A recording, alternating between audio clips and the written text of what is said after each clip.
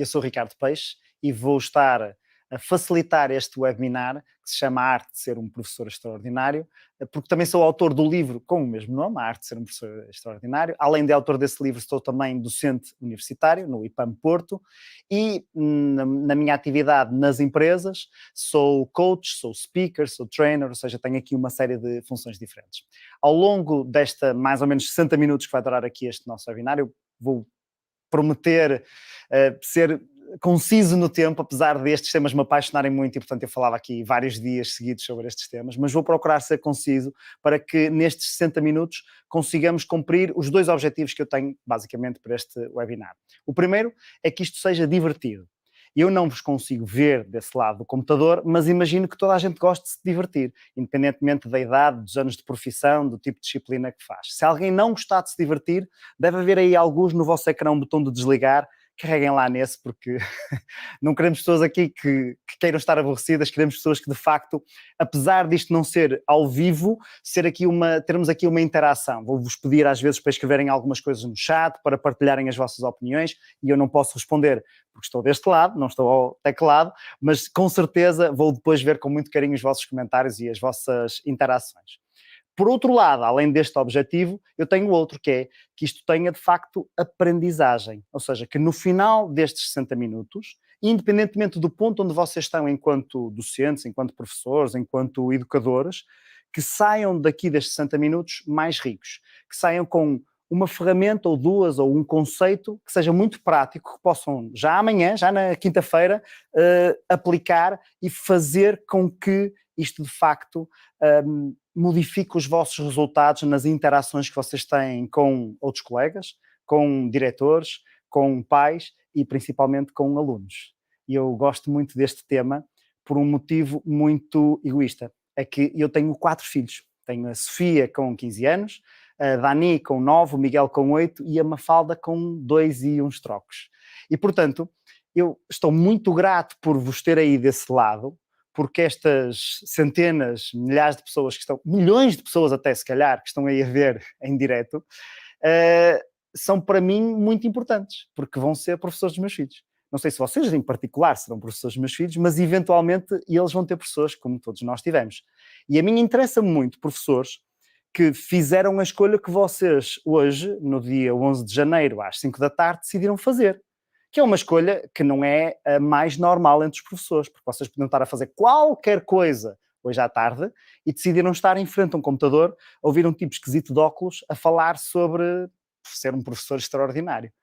E eu quero vos agradecer por isso, porque é desta centelha de vontade de aprender que de facto nós conseguimos fazer com que esta profissão seja cada vez mais respeitada e tenha o respeito que de facto parece estar a faltar agora, mas que merece muito esta profissão, e que consigamos mesmo impactar os nossos alunos, especialmente os meus 4 filhinhos, são aqueles que me interessam mais de todos os alunos possíveis. Portanto, muito obrigado por estarem aí e estou muito entusiasmado por poder partilhar aqui convosco este conteúdo. Espero que vocês estejam entusiasmados também. Se estiverem entusiasmados, coloquem aí no chat, sim, estou entusiasmado. Ou só um sim, ou só um entusiasmado, ou qualquer coisa desse género. Vamos avançar para a primeira parte aqui, que eu falei há pouco que era coach também, que é uma das atividades que eu faço nas empresas. Tenho a certeza que todos vocês já ouviram falar em coaching, é uma palavra que já está muito comum, já é muito comum no nosso dia-a-dia, e também tenho a certeza que nem todas as definições que vocês têm sobre o que é que um coach faz são iguais à minha. E, portanto, quero-vos partilhar a minha definição daquilo que um coach faz, que eu acredito que, no fundo, também é muito parecido com aquilo que nós, enquanto professores, fazemos com os alunos. E, portanto, acho que há aqui muitos pontos de toque entre estes dois conceitos que nós podemos aproveitar para aprender. A definição que eu tenho de coaching é a definição mais simples possível. Eu gosto das coisas simples. Um autor de quem eu gosto muito, o Sr. Anthony Robbins, diz que a complexidade é inimiga da execução. E eu acredito que todos vocês já sentiram isso quando estão a ensinar alguma coisa complexa aos vossos alunos, certo? Quanto mais complexo, mais difícil de pôr em prática, mais difícil de aprender, mais difícil de decorar. Portanto, eu espero que ao longo destes 60 minutos, e principalmente nesta definição de coaching, eu consiga fazer isto o mais simples possível. E a forma mais simples de eu explicar aquilo que faço é através de uma analogia. Neste caso, uma analogia com um GPS. Ora, eu acredito que todos utilizam GPS, ou pelo menos muita gente utiliza um GPS, mesmo quem não utiliza sabe como é que funciona, certo? Que é, eu ligo lá o GPS, não é? E a primeira informação que o GPS me dá é o ponto A. Diz-me o sítio onde é que eu estou. Ora, esta é uma informação que eu não sei se vocês tendem a valorizar ou a desvalorizar. A maior parte das pessoas desvaloriza esta informação sobre onde é que eu estou, porque já sabem onde é que estão. Estão à porta de casa. Para isso eu não precisava do GPS, não precisava ligar o Waze ou o Google Maps ou qualquer das aplicações que utilizam.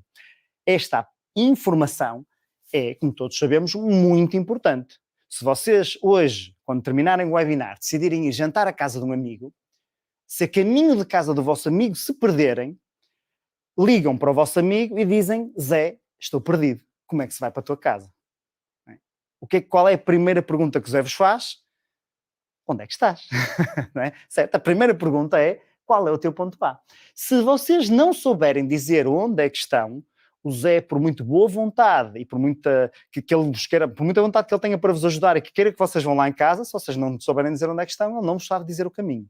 Ora, a primeira coisa que um coach faz quando chega a uma equipa, a uma organização, ou até mesmo quando trabalha um para um com indivíduos, sejam eles atletas, profissionais, de todo o tipo, a primeira coisa que eu faço e que um coach faz é definir o que é que está a acontecer, qual é este ponto A, e defini-lo sem tangas. E o que é que eu quero dizer por sem tangas? O coaching fica muito associado a esta coisa de pensar positivo e estar motivado. Aliás, se calhar alguns de vocês vieram a este webinar a pensar que isto vai ser sobre motivação. Não vai. Não vai, porque eu não procuro motivar ninguém. Aliás, eu acredito que toda a motivação é intrínseca. Ou seja, eu, quando muito, posso me motivar a mim próprio. O que este webinar pode ser é inspirador. Ou seja, pode haver aqui alguma coisa que vos inspire a se motivarem. Mas isso mais à frente nós vamos falar. Sobre esta questão do ponto A, isto é muito importante porque não é por eu olhar para as coisas do lado bom ou do lado mau que as coisas modificam. Não é por eu achar que vai tudo correr bem que de facto vai tudo correr bem. Como nós vimos da pior forma com esta pandemia. Por mais cartazes que houvesse a dizer vai tudo correr bem, não foi isso que fez com que fosse tudo correr bem ou não. Aquilo que nós queremos no ponto A não é sermos nem positivos nem negativos, nem otimistas nem pessimistas, é sermos realistas. Eu estudei na Faculdade de Economia do Porto. Aliás, deixem-me reformular. Eu frequentei a Faculdade de Economia do Porto. Assim é que está certo, senão estava a mentir e não vos quero mentir. E do tempo que frequentei a Faculdade de Economia do Porto, lembro-me de pouco, porque ia pouco às aulas, principalmente por causa disso. Ia pouco às aulas. Eu vou dizer que a culpa era dos professores que eram muito chatos, mas, no fundo, as cartas é que eram muito mais apelativas do que o conteúdo que se dava nas aulas. E, portanto, eu acabava por ir pouco às aulas. Mas, ainda assim, lembro-me de uma coisa muito importante aqui para este ponto A, que é uma análise chamada análise SWOT, que é uma análise que permite ver quais são as nossas forças, as nossas oportunidades, as deficiências e as ameaças. Ou seja, o que é que está a correr bem, o que é que pode correr melhor, quais são as oportunidades de melhoria, o que é que está a correr mal e o que é que pode correr pior. Esta análise SWOT, aquilo que nos dá é uma visão realista daquilo que está mesmo a acontecer. Não é só ver as coisas boas, também não é só ver as coisas más. É eu perceber em que é que sou bom e em que é que não sou bom. O que é que eu posso fazer? Quais são as grandes oportunidades de melhoria e quais são as grandes ameaças que eu tenho no meu dia-a-dia? Se nós estivéssemos fisicamente, presencialmente, e eu agora ia fazer um intervalo de 5, 10, 15 minutos, dependendo do tempo que nós tivéssemos, para vocês escreverem exatamente isso. Para vocês olharem para o vosso ponto A e pensarem o que é que eu já faço bem e o que é que eu não faço tão bem. O que é que está a correr bem na forma como eu dou as aulas aos meus alunos e o que é que eu sinto que não está a correr bem. O que é que são oportunidades que eu tenho para fazer melhor e quais são as potenciais ameaças à minha interação com os estudantes, com os pais, com os professores, etc. Só com este ponto A bem definido é que faz sentido nós partirmos para um ponto B. Porque se eu não souber isto, que raio de objetivo é que eu vou definir? E, mesmo que eu tenha muito bem definido, como é que eu traço um caminho para lá chegar? Ora, depois de nos dar o nosso ponto A, o GPS faz-nos uma pergunta espetacular, que é: para onde quer ir? Certo? Qual é o ponto B? Qual é o destino? Qual é a meta? Qual é o ponto B? Ora, esta é uma pergunta que tanto o GPS como o coach tendem a ser um bocadinho chatos na forma como aceitam ou não aceitam a resposta. Por exemplo, não dá para pôr no GPS, leva-me a um sítio giro, certo? O GPS vai procurar respostas muito específicas. Se vocês colocarem felicidade no GPS, ele não vos dá o caminho. Se colocarem amor no GPS, ele já vos dá o caminho, porque amor é uma localidade perto de Leiria. Portanto, se alguma de vocês estiver à procura do caminho para o amor, é A19, saída 2, tem uma rotunda em frente e chegam lá. Se calhar está alguém a ver-nos dessa localidade. Se alguém nos estiver a ver de amor, coloca aí se eu disse bem o caminho ou não. O GPS, tal como o coach, vai procurar coisas mais específicas, porque objetivos abstratos não fazem com que seja possível traçar um caminho, não é? Se o meu objetivo for ter um carro é mais concreto do que ser feliz. Ainda assim, é completamente abstrato. Que carro? Novo ou usado? Grande ou pequeno? Um Volkswagen Polo ou um Lamborghini Diablo? Com certeza, de objetivos diferentes, vão haver caminhos diferentes. E por isso a especificidade do objetivo ser tão importante para eu sequer começar a traçar um caminho. Até porque a forma como eu defino o objetivo é de si própria definidora do caminho que eu utilizo para lá chegar. Por exemplo, alguns de vocês que nos estão a ver têm como objetivo, imaginem que têm este como objetivo, transmitir a informação, transmitir a matéria aos alunos. É esse o vosso objetivo. Para transmitirem a matéria aos alunos, coloquem aí no chat se precisam de muitas ou de poucas ferramentas. Para transmitir a matéria aos alunos. A minha aposta é que vocês estão a escrever poucas, porque para transmitir a matéria aos alunos não preciso de quase nenhuma. Eu escrevo e está transmitido. E eu digo e está transmitido. Alguns de vocês estão a pensar assim, está bem, Ricardo, mas eu não quero só transmitir aos alunos a matéria, eu quero que eles a percebam. Mas isso é um objetivo diferente. Transmitir e que eles percebam a matéria é diferente de só transmitir, certo? E por isso, para transmitir e que eles percebam, e eu já preciso de um conjunto maior de ferramentas. A minha caixinha de ferramentas já precisa de estar mais recheada. E alguns de vocês, na loucura, estão a dizer, eu quero transmitir, que eles percebam e que se lembrem de alguma coisa quando chegar o teste. ou pelo menos que de facto compreendam isto, ou como é que isto dá para alguma coisa, ou como é que isto tem algum sentido.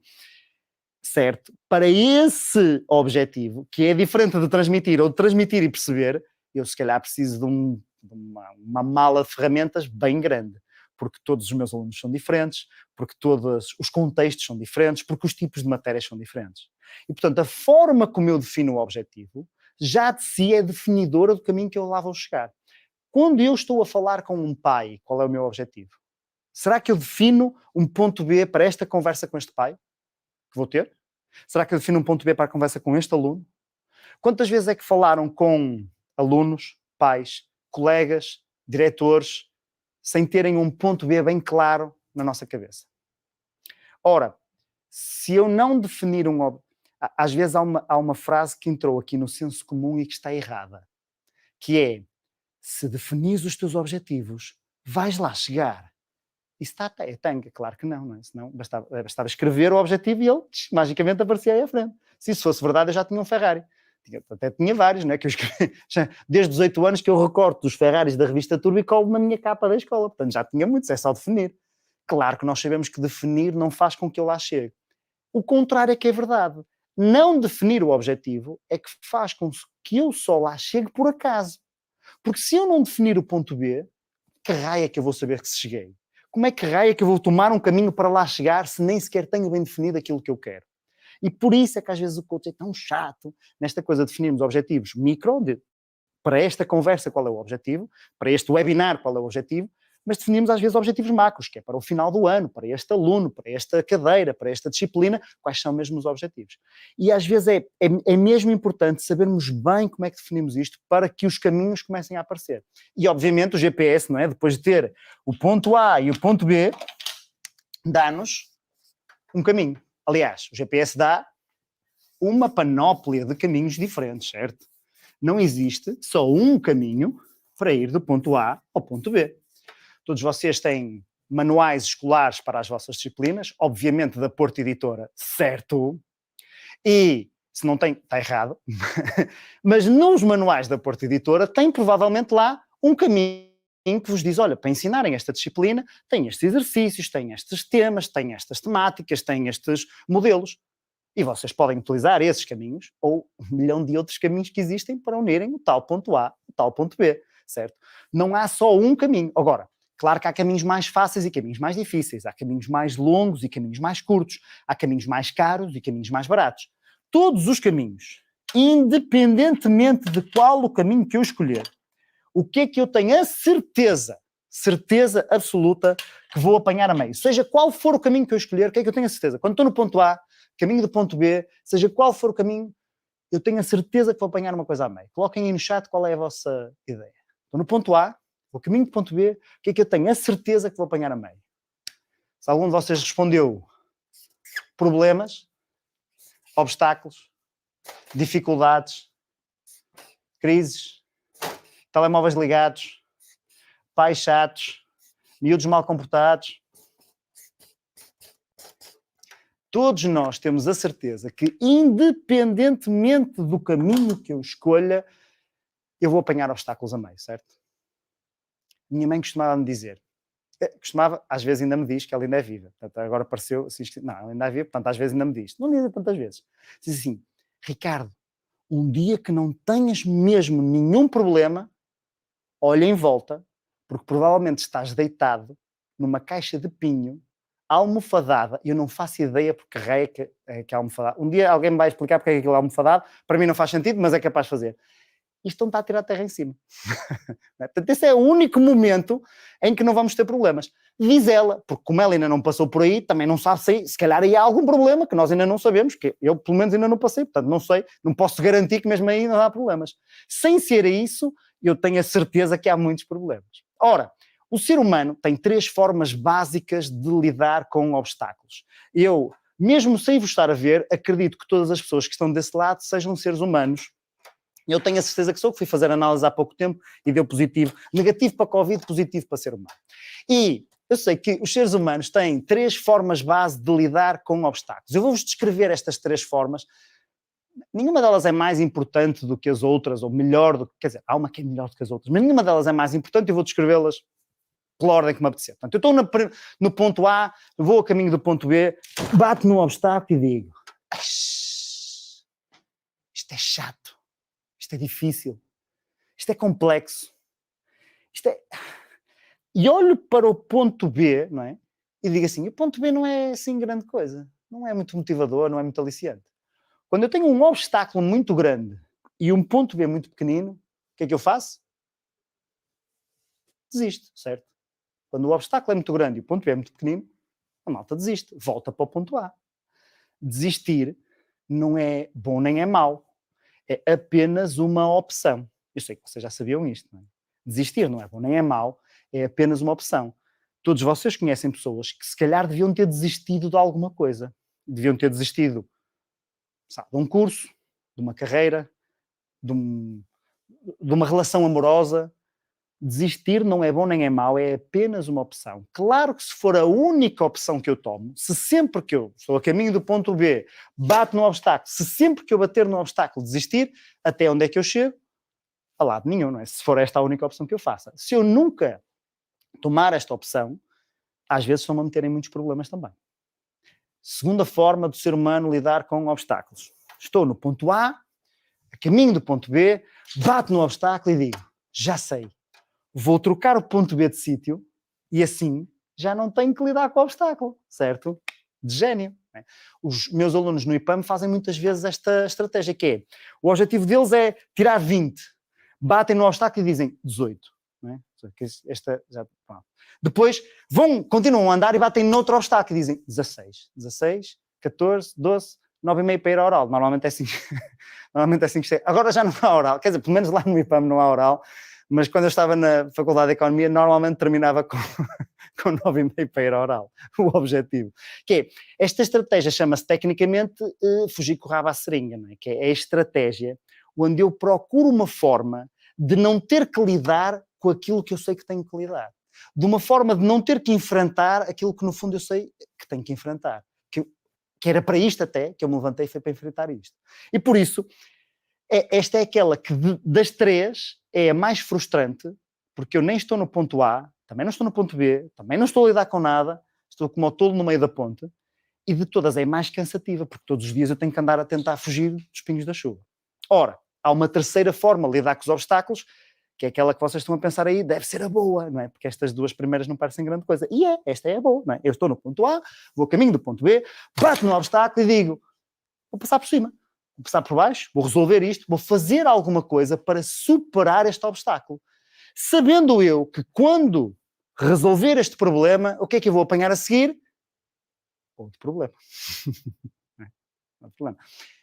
Às vezes maior, certo? Às vezes os problemas vão em escadinha, o grau de dificuldade dos nossos problemas vai crescendo conforme nós vamos ficando melhores, vamos apanhando problemas mais difíceis. Outras vezes o problema que eu acabei de ultrapassar era tão grande que todos os outros me parecem pequeninos quando comparado com aquele problema, certo? Mas eu sei que vou de problema em problema até ao ponto B. E quando eu chego ao ponto B, quando eu chego ao objetivo, finalmente digo... Sim! Faço aí uma celebração qualquer, faço qualquer coisa para celebrar ter chegado ao objetivo, certo? Ou seja, já todos vocês estiveram no final do ano e disseram sim! Vocês dizem sim, os pais dizem não! 3 meses de férias, o que é que eu vou fazer com os miúdos? Mas pronto, ok, isso são problemas diferentes. O engraçado é que quando o ser humano chega ao ponto B, depois de celebrar, diz, então e o C? Onde é que anda o C? Não é engraçado este aparente paradoxo, né, em que, por um lado,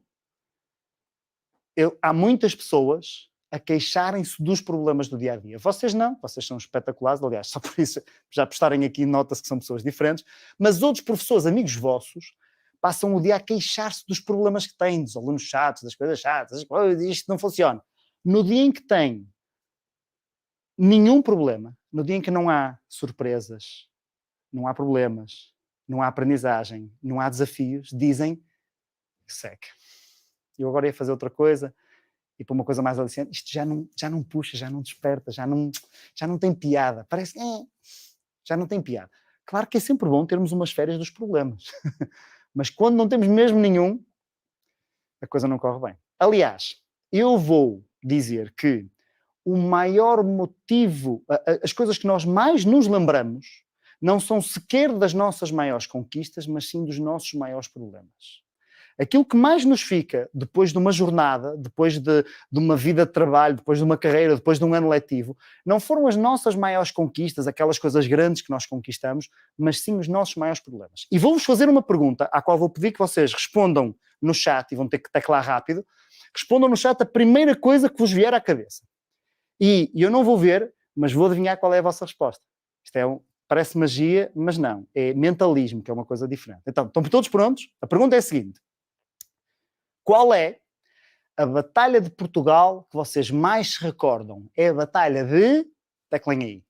E aposto que estão a teclar Alves Barrota, certo? E porquê que eu sei isto? Porque das 60 mil pessoas a quem eu fiz esta pergunta antes de vos estar a fazer, a vocês, nos últimos 14 anos, a resposta foi sempre Alves Barrota. Aliás, não foi sempre Alves Barrota, porque a malta de Guimarães gosta mais da batalha em que o filho bateu na mãe. Pronto, são gostos pessoais que eles apreciam mais essa batalha. Mas o resto da malta lembra-se da batalha de Alves Barrota. Ora, Alves Barrota não foi de toda a nossa maior conquista, enquanto 900 anos de história de Portugal. Nós tivemos um império que correu os 4 cantos do mundo. Cantos no sentido figurado, porque o mundo é uma esfera. Eu sei que agora há dúvidas, mas se calhar a culpa dos professores dessas pessoas, mas o mundo é mesmo uma esfera. Portanto, aquilo é cantos só no sentido figurado. Portanto, Portugal teve conquistas gigantescas. Fomos os primeiros europeus a chegar à China, os primeiros europeus a chegar à Califórnia, os primeiros europeus a fazer trocas com o Japão. Descobrimos os caminhos marítimos para uma série de sítios. Mas aquilo que nós nos lembramos é da Batalha de Alves Barrota. Porquê? Porque a Batalha de Alves Barrota foi-nos vendida como sendo de facto o nosso maior obstáculo. A história que me venderam, que deve ter sido mais ou menos a mesma que vos venderam a vocês, foi que eram cerca de 1 milhão de espanhóis, certo? Mais ou menos. 1 milhão de espanhóis. E nós quantos aqui éramos? 4 e uma padeira, certo? Basicamente era isso, não é? 4 porque estávamos na tática do quadrado, que eu lembro-me sempre da tática do quadrado. Aliás, eu quando andava à porrada com os meus amigos era sempre em quadrado, que era para não nos ganharem, e só a padeira varreu aí uns 800 mil, assim de um lado para o outro. Portanto, a história que nos venderam é que aquela batalha era impossível de ganhar e nós ganhamos. E eu já tive com públicos espanhóis e que já fiz esta pergunta e eles não fazem ideia do que é a Batalha de Aljubarrota, juro. Aljubarrota, não connosco, não lo sei qual é essa batalha. Eles não fazem ideia do que é que eu estou a falar. Para eles não é tão importante como para nós, basta lá saber porquê. Não é? O motivo pelo qual nós temos trabalho e o motivo pelo qual de facto nós nos levantamos de manhã é por causa dos problemas. Este é o salzinho da vida. E este é o motivo pelo qual de facto faz sentido eu acordar de manhã e ir para o ponto B. Para aprender aquilo que eu tenho que aprender, para resolver aquilo que eu tenho que resolver. E eu sei que quando estou a bater com a cabeça nos problemas, e eu tenho muitos problemas que ando a bater com a cabeça, eles doem. E nós não percebemos esta cena do fixe é ter problemas porque é isto que eu me vou lembrar. Não, está a doer, eu estou a sangrar, isto custa. Não é? Os soldados na Batalha de Aljubarrota, os portugueses, quando viram aquele milhão de espanhóis não pensaram, uau, que maravilha, é disto que eu me vou lembrar. Não, eles acharam que iam morrer. E a maior parte deles teve razão no final da batalha, porque não sobraram assim muitos. Os outros lados sobraram menos, mas não sobraram assim muitos. Se não houvessem os problemas, nós não tínhamos trabalho. Se o vosso trabalho não tivesse nenhum problemas, vocês não tinham trabalho. Não se acreditam em mim? Perguntem aos portageiros quando, da próxima vez, passarem uma portagem. Não conseguem. Porque nas portagens descobriram que eu conseguia pegar no ticket, meter na máquina e depois meter lá o cartão. Portanto, já não há problema para resolver. Já para não falar na via verde, certo? Nas caixas de supermercado, cada vez vocês veem mais caixas em que eles descobriram que eu sei pegar num produto, olhar para o código de barras, apontá-lo para um laser e fazer tit. E por isso, cada vez menos eu vou ter necessidade de ter lá alguma pessoa a fazer esse tit por mim.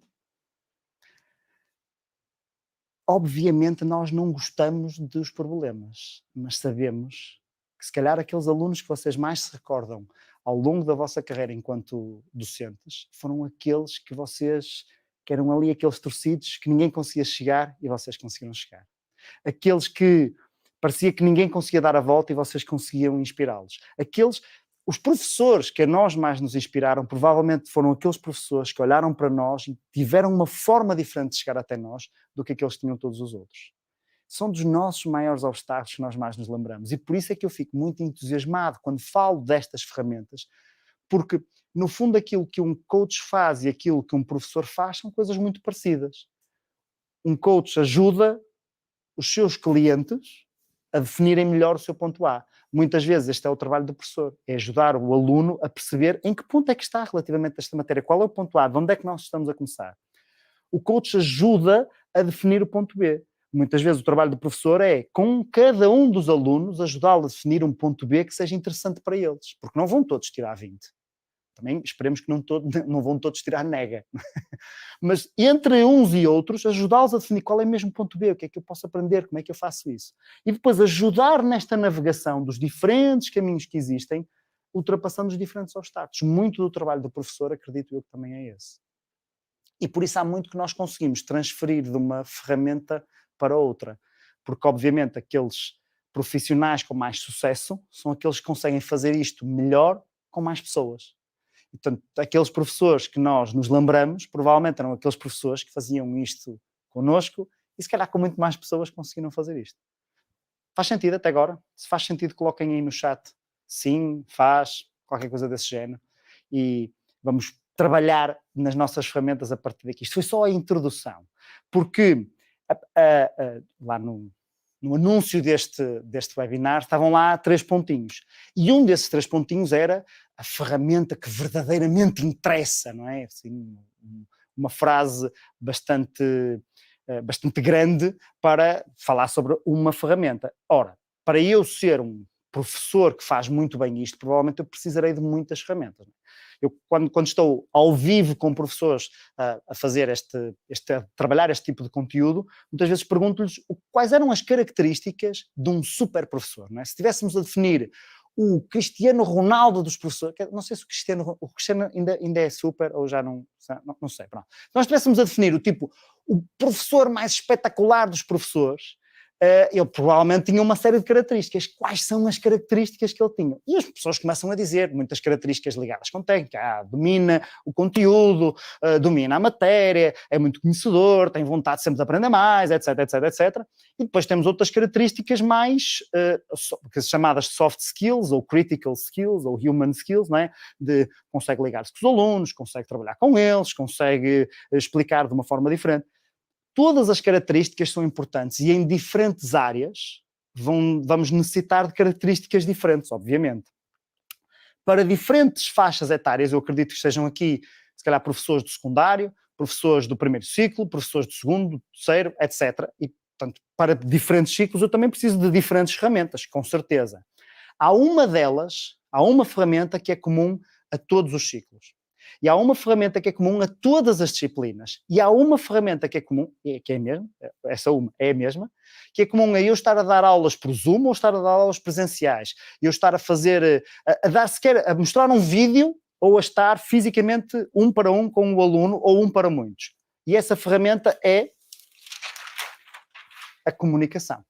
Todos os professores, em todas as disciplinas, seja online, seja fisicamente, seja com turmas mais pequenas ou com turmas maiores, necessitam de dominar esta ferramenta.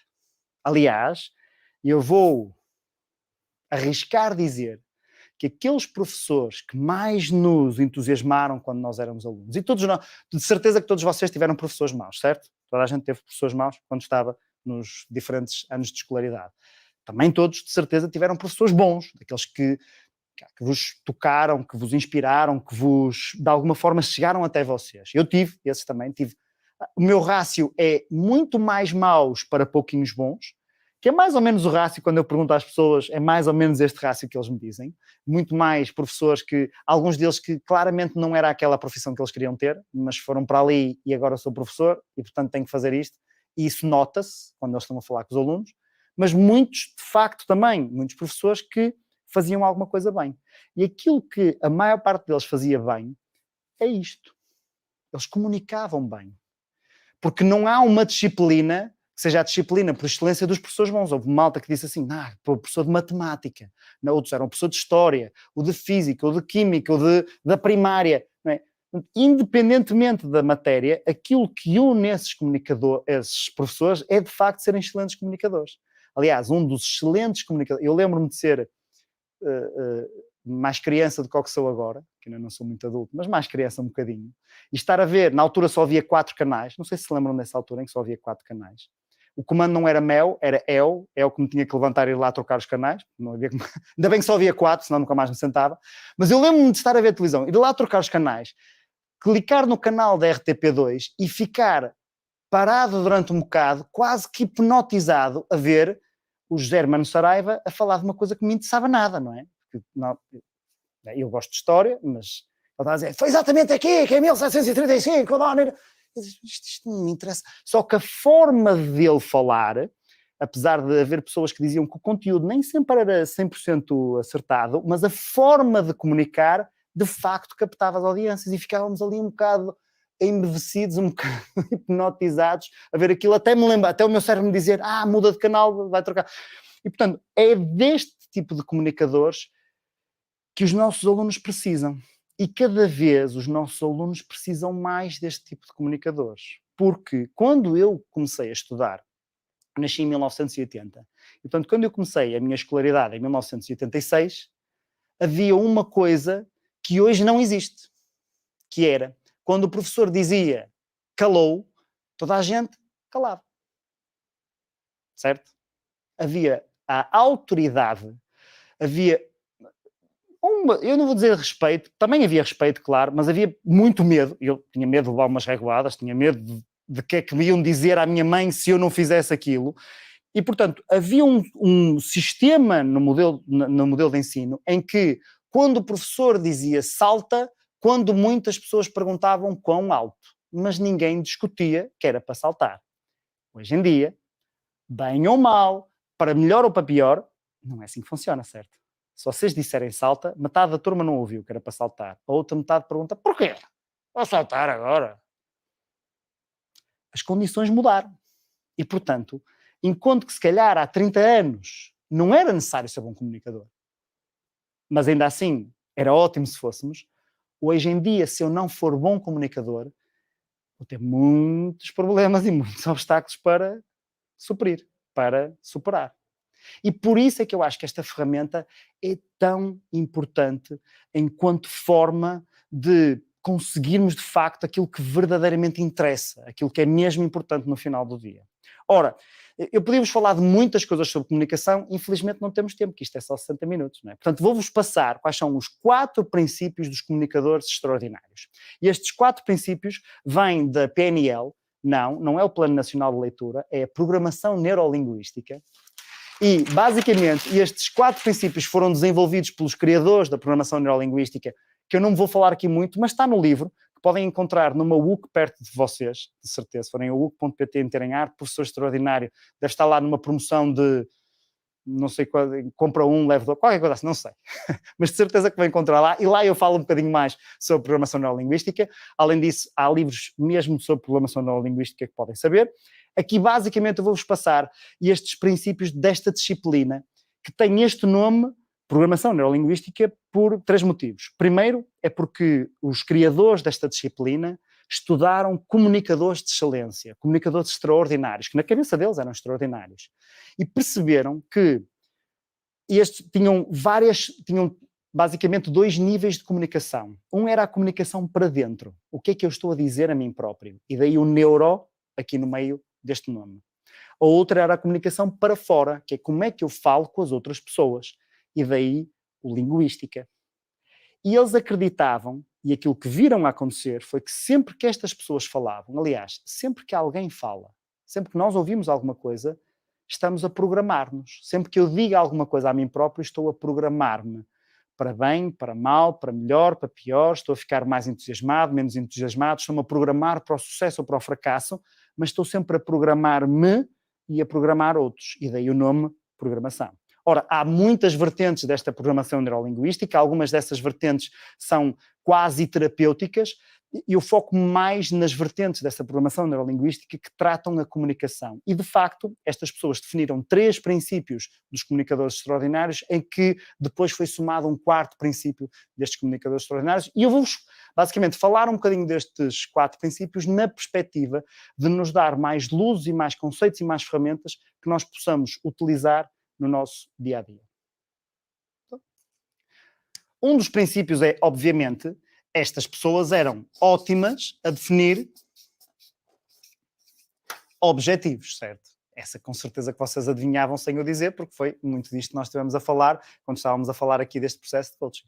Que é, estes comunicadores que os 2 criadores da PNL, o Sr. John Grinder e o Sr. Steve Linder, estudaram, eram pessoas que, sabem aquelas pessoas que nós dizemos assim, este não dá ponto sem nó, ou seja, todas as palavras que eles utilizavam, todas as ideias que eles transmitiam, toda a forma de falar tinha um objetivo muito presente. Eles não falavam com ninguém, não iniciavam uma conversa, não diziam uma frase que não fosse muito pensada em direção a um objetivo.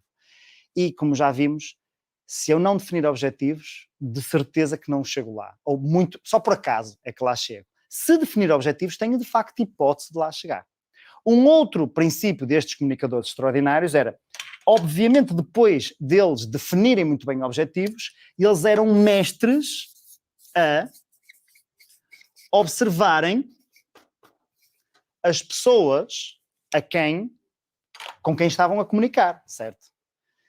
E esta é uma característica, uma competência que muitas vezes eu vejo a falhar em comunicadores, dos mais diversos. Por exemplo, eu tive professores na faculdade, não vos vou dizer o nome deles, porque não me lembro, senão dizia, porque usavam já aqui.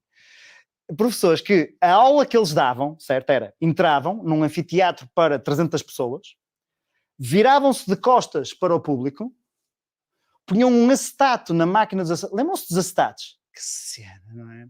Um acetato era uma folha transparente em que eles escreviam muitas vezes até não se perceber nada do que estava lá, certo? E então eles punham a folha, viravam-se para o Estado, e volavam mais ou menos assim, e ninguém percebia nada do que eles estavam a dizer. E passado 90 minutos, às vezes 120, iam-se embora. E era isto. Era impossível eles observarem o que é que as pessoas estavam a reagir ao conteúdo que eles estavam a dar, visto que nem sequer para eles estavam a olhar. Mas há muitos comunicadores que estão a olhar para as pessoas e não estão a observar. Estão simplesmente a pensar no que é que estão a dizer e não a observar qual é o impacto que isto está a ter. Ora, e eu sei que todos vocês aí desse lado, às vezes não querem observar. Não é que não consigam, é às vezes não querem, porque se observarem, veem que os tipos estão todos com uma cara de aborrecimento atroz. E, portanto, eu prefiro não observar, porque assim não tenho que me ligar com essa realidade. Só que se eu, de facto, não for bom a observar o que é que está a acontecer, não consigo fazer este quarto princípio dos professores, dos comunicadores, professores extraordinários, que é, depois de eu observar, se eu vir que não estou a atingir o objetivo que queria atingir, então eles eram mestres na flexibilidade comportamental ou comunicacional. Ou seja, eles eram ótimos a, se não estão a atingir o seu objetivo, então eu vou modificar. Ora, no meu caso particular, neste webinar aqui convosco, eu tenho muita dificuldade nestes dois aqui, certo? Porque eu não consigo observar como é que vocês estão a reagir a este conteúdo e por isso não me consigo flexibilizar para percebendo se vocês não estão a gostar. Portanto, eu vou assumir que vocês estão a gostar, porque se eu não gostar de mim, quem gostará? Numa aula, quando eu estou com os meus alunos no IPAM, quando eu estou numa palestra, numa empresa, quando eu estou numa formação, eu consigo observar as pessoas à minha frente. E conseguindo observar as pessoas à minha frente, consigo pensar em formas diferentes de chegar às pessoas que ainda não estou a conseguir chegar. Porque todos nós temos turmas, às vezes, demasiado grandes, certo? E, independentemente do tamanho da turma, nós vemos que há algumas pessoas que nós conseguimos captar assim. Aliás, não é? Há alguns alunos que nós nem precisamos de conseguir captar, são eles que nos estão a captar a nós. Não é? São eles que quase que nos estão a entusiasmar para dizer, porque não é? Aqueles de alunos que têm o brilhozinho nos olhos quando nós estamos a falar de alguma coisa, eles estão mesmo interessados. E também temos alguns que não podiam estar menos interessados naquilo que nós estamos a dizer. E eu sei que às vezes não tem a ver connosco, tem a ver com a matéria. Às vezes não tem a ver connosco, nem com a matéria, tem a ver com a escola. Às vezes não tem a ver connosco, nem com a matéria, nem com a escola, tem a ver com as suas condições familiares. E muito mais haveria para dizer.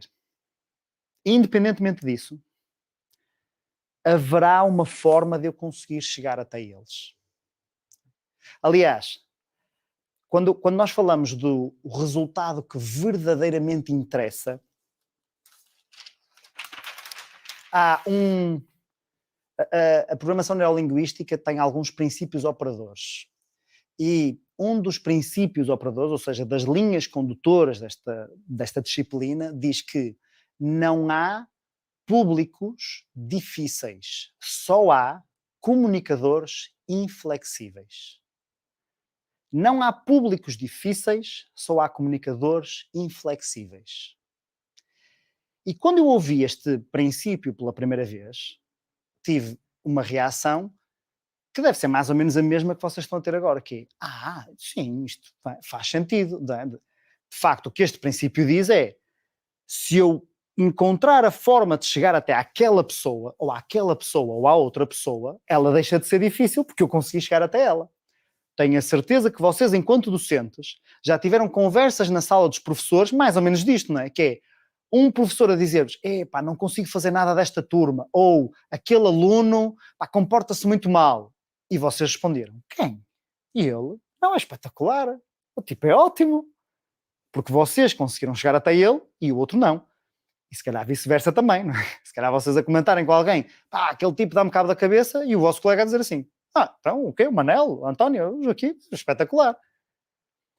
Não há públicos difíceis, só há comunicadores inflexíveis. Só que depois de eu pensar um bocadinho nisto, né, isto começa a bater. E eu começo a pensar, quer dizer, se não há públicos difíceis, só há comunicadores inflexíveis, quer dizer que sou eu que não estou a fazer tudo aquilo que podia fazer. Certo? É mesmo isso. A pergunta que eu faço a mim próprio é: haveria alguém no mundo todo, que conseguisse chegar até este aluno, este formando, esta pessoa que tu não estás a conseguir chegar? Haveria alguém no mundo a falar do mesmo conteúdo, com os mesmos recursos que tu tens aqui à tua disposição, que conseguisse produzir um resultado diferente? Se eu estiver a ser honesto comigo próprio, a resposta tem que ser sim. Só na China deve haver para aí 100 mil, que eles são muitos, não sei, 1,8 mil milhões, portanto, só lá deve haver muitos. Então vê o que é que essas pessoas estão a fazer e faz igual, e replica. Aprende as ferramentas que eles utilizam e faz também. E este é o princípio que, quando nós desbloqueamos dentro de nós, de repente faz toda a diferença. Porque de facto aquilo que verdadeiramente interessa é eu estar em causa. É eu assumir que eu sou a causa dos meus resultados. É eu assumir que, se os meus alunos não estão motivados para aprender, é porque eu ainda não encontrei uma forma de os motivar para aprender. Se os meus alunos não estão a conseguir captar o conteúdo, é porque eu ainda não encontrei uma forma de lhes transmitir esse conteúdo para que eles o consigam captar. E isto é ultra difícil de engolir. Porque isto que vai fazer é que eu tenho que olhar para o método que estou a utilizar para ensinar, para a minha comunicação, e diga: como é que eu posso melhorar? O que é que eu posso fazer diferente? Como é que eu posso utilizar qualquer coisa? E aqui eu posso fazer diferente não é a tecnologia. A tecnologia raramente é a resposta. Não é mais um PowerPoint, não é se eles tiverem tablet, não é se eu utilizar o Kahoot. Raramente é a tecnologia. A tecnologia pode servir para adicionar qualquer coisa à forma como estou a comunicar. Mas raramente isto é de tecnologia. A maior parte das vezes é: como é que eu estou a chegar até estes miúdos? E o que é que eu poderia fazer para conseguir chegar a mais um? E amanhã, a mais outro. E no próximo ano, a mais dois. A única coisa que verdadeiramente interessa é eu estar em causa, porque enquanto eu estou em causa, eu garanto que tenho hipótese de melhorar. No momento em que eu disser: com estes não dá e estes não querem aprender, fecha-se o ciclo. E eu deixo de ter hipótese de os influenciar. Estar em causa garante duas coisas. A primeira, que eu tenho sempre hipótese de conseguir chegar até mais um. A segunda, que eu nunca vou conseguir chegar a todos. Porque de facto nós nunca vamos conseguir chegar a toda a gente. Há de haver alguém, há de haver uma pessoa, há de haver um aluno que eu não vou conseguir chegar até ele. Até porque eu não tenho todo o tempo do mundo para lá chegar, certo? Vocês, enquanto professores, têm muitas tarefas, a maior parte delas nem sequer deviam ter, são tarefas burocráticas, parvas, que não deviam fazer parte do vosso trabalho, mas fazem, elas. E portanto temos que lidar com isso, elas. Mas independentemente disso, vocês não têm todo o tempo do mundo para chegar a todos os alunos. Não dá para eu me dedicar exclusivamente até àquele aluno para que ele consiga florescer, porque se calhar enquanto faço isso perco o resto da turma. Certo? Eu percebo isso. Ainda assim, não haveria alguém no mundo que, com os mesmos recursos, com o mesmo tempo, com as mesmas tarefas, conseguisse produzir um resultado que fosse ligeiramente diferente, conseguisse chegar a mais uma pessoa. Eu acredito que, se vocês forem honestos com vocês próprios, vão responder sim. E se a resposta for sim, então vamos procurar isso. Vamos procurar essas ferramentas. Vamos procurar, vamos experimentar, vamos dinamizar de forma diferente, vamos falar de forma diferente, vamos fazer alguma coisa que de facto nos torne extraordinários. O livro chama-se A Arte de Ser um Professor Extraordinário, porque é uma arte e não uma ciência. Se não chamava-se a ciência, se tivesse um conjunto de passos muito bem definidos em que era só seguir aqueles passos e eu chegasse lá, chamava-se a ciência de ser um professor extraordinário. É arte, porque parte disto é cada um de nós, dentro daquilo que são os seus recursos, as suas vontades, os seus gostos, as suas paixões, vai conseguir encontrar os tais muitos caminhos diferentes para chegarmos até ao nosso ponto B. E eu espero que esse ponto B seja alunos felizes, alunos divertidos, alunos com mais capacidade de aprendizagem, alunos que verdadeiramente gostem de aprender. E se vocês conseguirem despertar a curiosidade pela aprendizagem e o gosto de aprender nos vossos alunos, o vosso trabalho está mais do que feito. Muito obrigado por fazerem isso com os meus filhos, porque se conseguirem fazer isso com os meus filhos, está feito, não vos peço mais nada. O resto tem que ser eles a fazerem. As boas notas têm que ser eles a tirarem. Se vocês conseguirem chegar até eles, isso é maravilhoso. Espero que tenham gostado deste nosso tempo em comum. Eu adorava explorar cada um destes temas mais e mais e mais. Coloquem aí no chat se vocês gostaram ou não gostaram. E se têm também alguma dúvida, alguma questão que vos fique na cabeça, alguma coisa, eu não vou poder responder agora, mas depois a equipa passa-me aquilo que vocês disseram e se eu tiver a oportunidade fazemos aqui alguma coisa para responderem. Há uma pergunta que eu acho que vocês têm na cabeça, não tenho a certeza, mas para aqueles que estiveram mais atentos, eu acho que vocês estão com essa pergunta na cabeça, que é: qual é o ponto 1, certo? Porque está aqui escrito 1, eu disse que eram 4, mas referi-se ao 3. Ora, quando eu vos falo desta flexibilidade, uma das coisas mais importantes para nós conseguirmos chegar até aos nossos alunos é o captar a atenção, certo? E captar a atenção dos alunos faz-se de muitas e diversas formas. A tal flexibilidade é importante porque cada um de nós tem formas diferentes de conseguir captar a atenção dos outros. Alguns, se calhar, alguns de vocês são muito brincalhões e adoram humor. Eu adoro humor, adoro me divertir e, portanto, utilizo muitas vezes o humor na aula, mas se calhar outros não é o estilo deles e, portanto, não precisamos de todos fazer a mesma coisa ou utilizar humor. Às vezes, captar a atenção pode ser feito de uma forma muito simples, com uma ferramenta a ser muito simples. Isto porque o primeiro princípio dos comunicadores extraordinários é que eles utilizam a curiosidade para captar a atenção. E esta curiosidade pode ser despertada de muitas formas. Uma delas é deixar um ponto em branco até ao final da interação. Porque sempre que nós estamos a fazer alguma coisa que cativa a curiosidade dos outros, parte do cérebro lá dentro está a pensar: o que é que será que vem aí? Como é que será que eles fazem isto? O motivo pelo qual vocês seguem algumas séries, e eu tenho a certeza que algumas seguem de certeza, não é? Porque mesmo quando não havia Netflix, havia telenovelas da Globo e nós já seguíamos séries, não chamávamos séries, chamávamos telenovelas, não é? Mas as séries que vocês seguem porque elas despertam curiosidade. Porque de um capítulo para o outro, de uma season para a outra, de um momento para o outro, fica alguma coisa ali a dizer: o que é que vai acontecer? E sempre que nós conseguimos trabalhar o nosso conteúdo de uma forma muito complexa, ou às vezes com uma parvoíce de deixar o nome em branco, mas conseguimos captar um bocadinho mais essa curiosidade, vamos conseguir captar mais a atenção. E se conseguirmos captar mais a atenção, temos mais hipótese de facto, transmitir um conteúdo de forma que eles percebam e se calhar que se lembrem durante mais tempo. Espero que tenham mesmo gostado destes nossos 60 minutos juntos. Espero que tenha sido uma boa experiência para vocês, que se tenham divertido aí desse lado.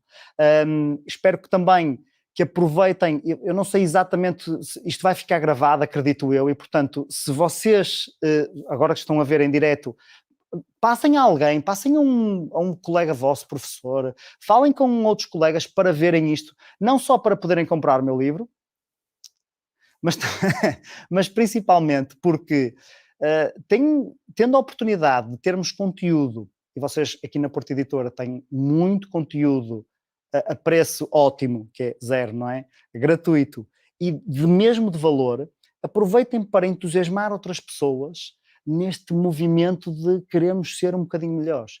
Eu sei que, eu acho que fiz um erro quando dei o título ao meu livro, porque disse a arte de ser um professor extraordinário, e eu, enquanto professor, alguém olha para aquilo e diz assim: vem-me agora este ensinar, como é que é, este gajo não sabe nada disto. Portanto, eu acho que devia ter sido a arte de ser um professor razoávelzinho. E aí a malta pegava e dizia assim: ok, vamos a... e este eu compro. Portanto, acho que o título não foi muito bem conseguido aí. Mas o meu intuito quando fiz esse título era mesmo entusiasmar as pessoas, criar-lhes curiosidade, inspirá-las a dizerem assim: como é que eu posso ser mais isto? Como é que eu consigo fazer mais isto? E todos vocês que estiveram aqui em direto têm também esta responsabilidade, esta capacidade, este poder pessoal de entusiasmar outras pessoas a fazerem isto. Essa é a inspiração que eu vos quero deixar. Se não fiz mais nada ao longo destes 60 minutos, espero inspirar-vos a passarem este conteúdo a outros para que mais professores inspirem os alunos. Porque eu acredito que metade dos problemas nas escolas, que são sistémicos, estruturais, etc., mas metade dos problemas desapareciam se de facto tivéssemos um conjunto de professores que, tal como vocês, retiram do seu próprio tempo e a sua própria vontade para se tornarem todos os dias um bocadinho melhores. De certeza que se nós tivéssemos um corpo docente consistentemente a fazer isso, nós íamos chegar muito mais longe, a muito mais alunos, a experiência de estar na escola seria muito melhor. Espero ter contribuído para isso e vos ter inspirado. Muito obrigado e até breve ou até à próxima.